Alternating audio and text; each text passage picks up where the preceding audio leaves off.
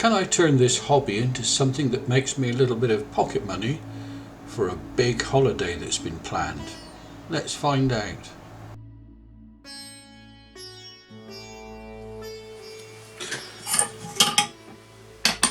Well, I decided to do an experiment. Over the last 2 years I've probably cut 50 or 60 gems, and a lot of them are of good quality. So I thought, I wonder if I could sell them. And the reason I want to sell them is because my dad is not very well, and he spent lots of time as a missionary in India, and we were brought up in India as children, and he wants to go back for a sort of final 1 month trip, which my brother, myself and my wife are going to go with him to look after him. So I thought, let's sell them and get some money in, because of course being retired now, all you retired folks understand your income is fixed, and not great. Absolutely minimal interest. I put them on eBay with very, very accurate descriptions, hardly any interest. The only little bit of interest, and it's not sold yet, was on a sapphire, a little blue sapphire that I made, and I put it in a simple silver setting, and that's had more looks than anybody else. I think it's only priced at about £40.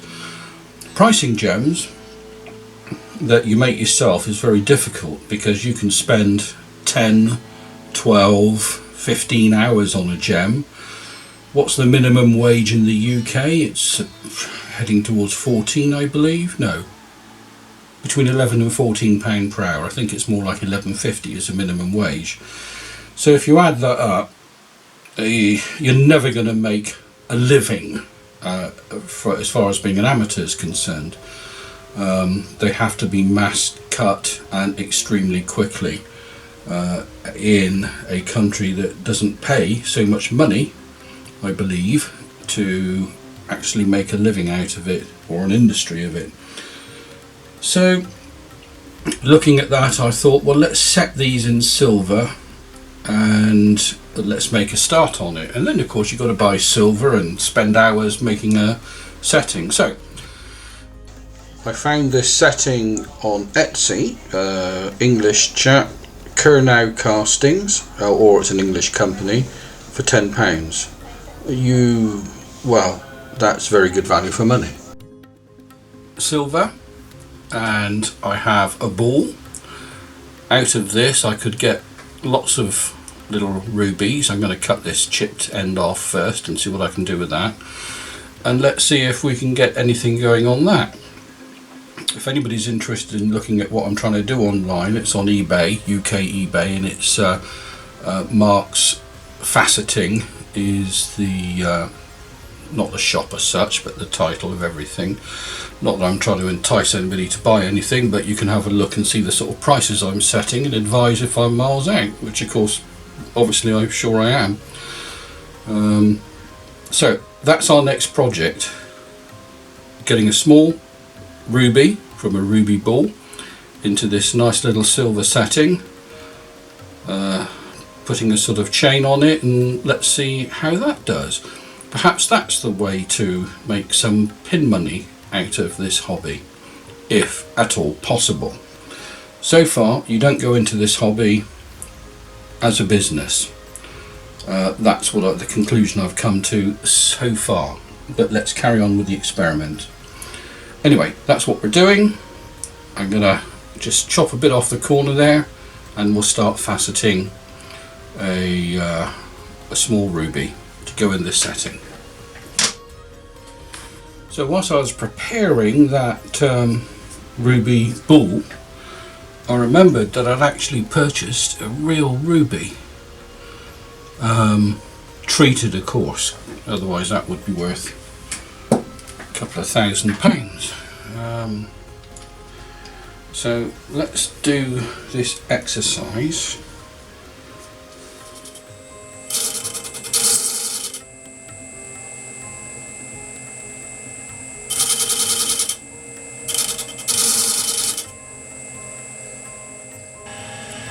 Changed my mind on the gem.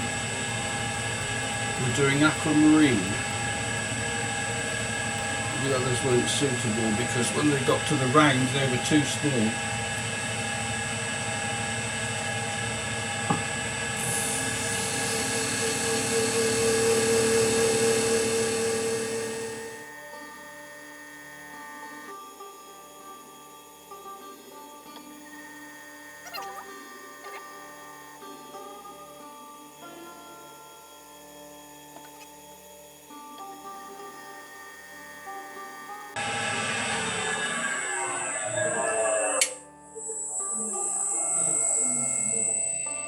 There we go, so what we've done is we've rounded it off to the right size to fit the silver casing. Perfect. And it's now got the first lot of facets in. They're using a very, very, very fine disc of 3000. So I'm going to polish those first lot of facets now. Wouldn't normally do that, but I'm going top quality with this. Oh, peace and quiet. So it takes as long as it takes.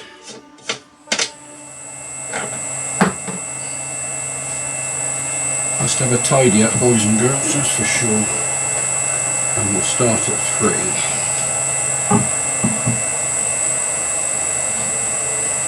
Oh, I don't put that there anymore.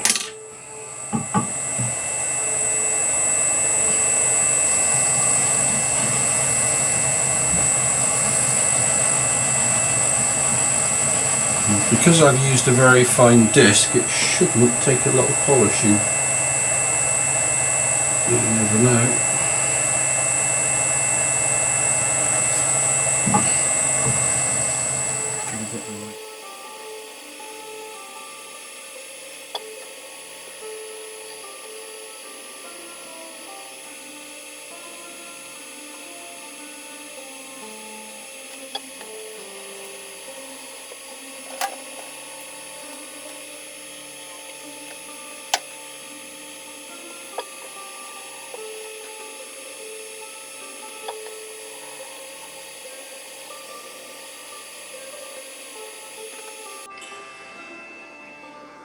Right, all polished up. So what we're going to do now is the second row of facets at 41. Just check the angle. 41. And just so I don't lose my place.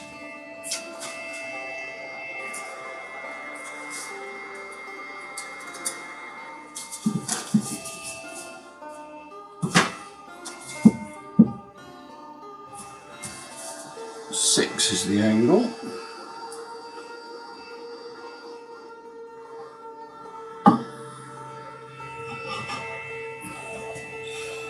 Gently bring this in until we know where we're faceting to and the level comes right.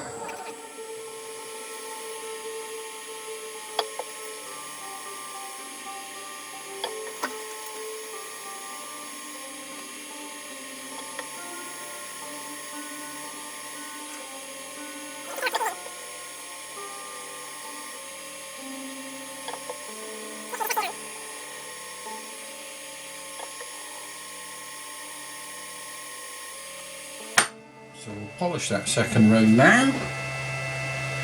Start at 6. Again, light work. Gently does it.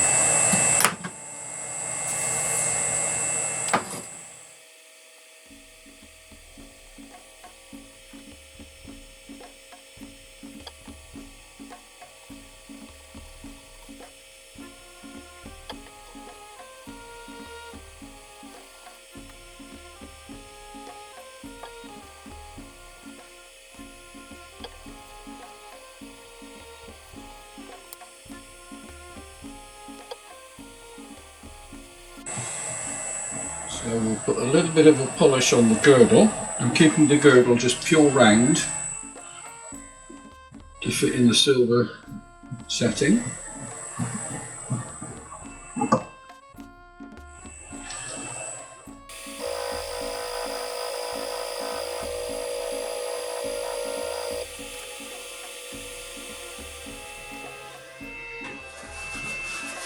So we'll clean the gem off, get all the oils off so we can transfer it properly.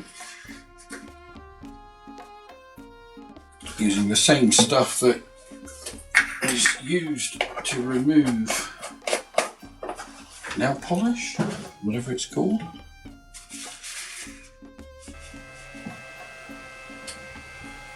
Part 2. We have transferred across the gem, so we're now ready to do the top part, the crown, and that's at 42.30. So let's set this up. Hang on, let's give you, that's better.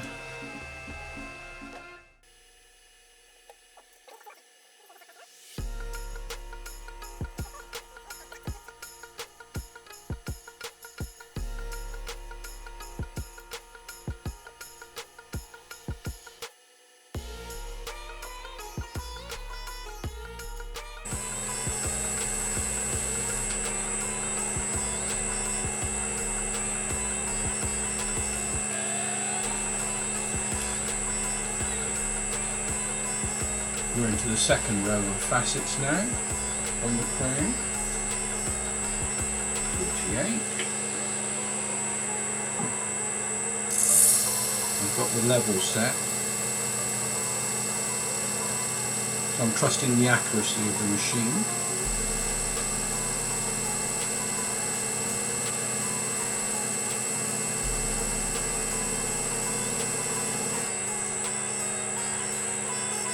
Still checking though.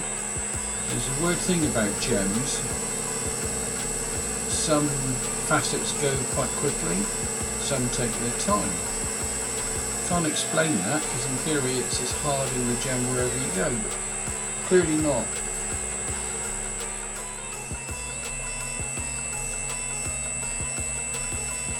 Second row of crown facets in. Now we're going to go to the final row at 19.8, and that starts at 6. So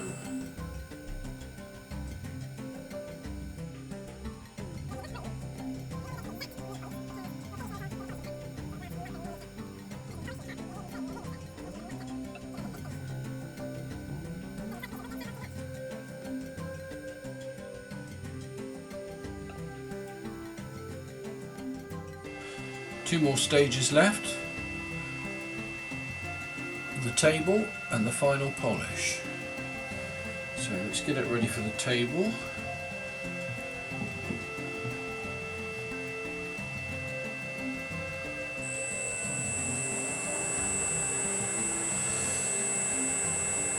.96 is the favourite angle to do it at for some reason. Sorry, 96 on there. On the index wheel. Okay.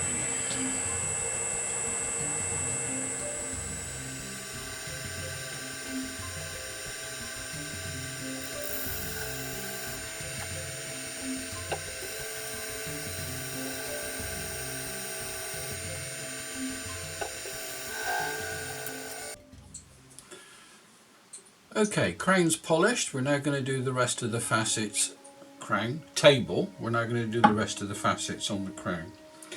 So we'll set the initial angle at 42.30. 42.3.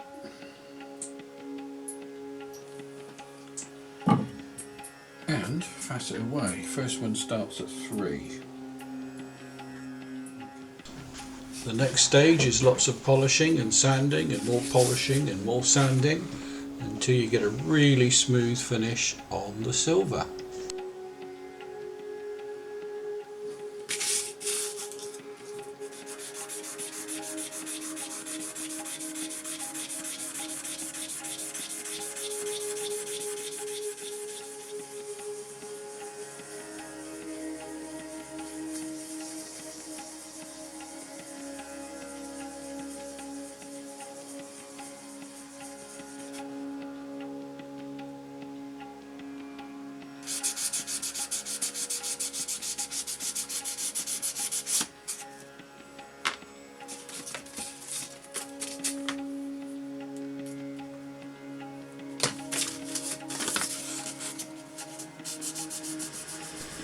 melting wax here to have a pool of wax to put the setting in.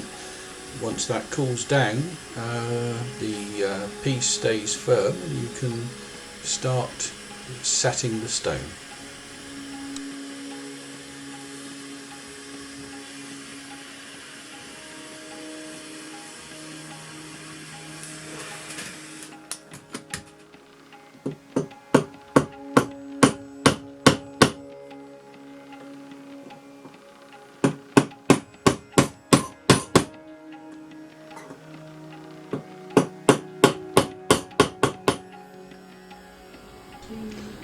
Well, I hope you've enjoyed this video. I'll report back and let you know if we do make any pocket money.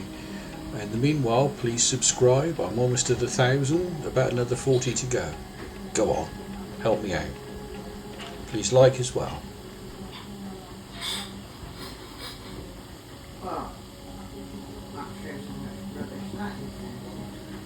Mrs. Harris doing the washing up in the background.